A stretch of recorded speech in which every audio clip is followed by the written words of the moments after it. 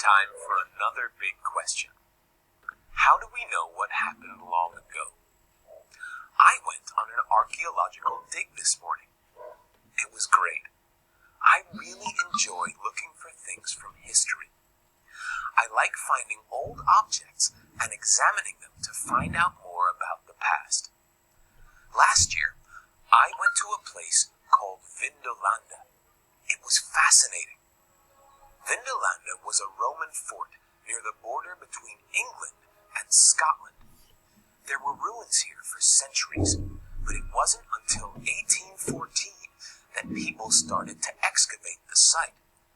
They discovered these old foundations and realized that this was a large Roman fort. Soon, many archaeologists arrived.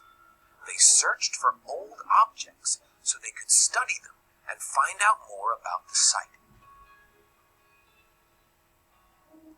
Historians used these objects, as well as information from other historical sources, to find out what life was like in Vindolanda 2,000 years ago.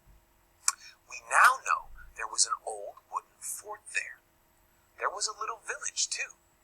Soldiers lived in the fort, and other people lived in the village.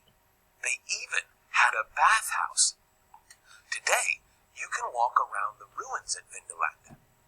You can also take a tour of the Vindolanda Museum. The archaeologists put a lot of the objects here. From these objects, we know the kinds of clothes people wore, the tools they used, and the jewelry they made. But the most interesting objects on display here are the Vindolanda tablets. These are letters that people wrote around 2,000 years ago. They are all in Latin, an ancient language that people don't speak anymore. Some are official documents, some are personal messages, and one is even an invitation to a party. These tablets are very difficult to read, but we can use special cameras to help. We now know that most Roman soldiers could read and write. We know what they ate, and, of course, we know they had birthday parties. The Roman age is my favorite period in history. What's yours? How do you know about it?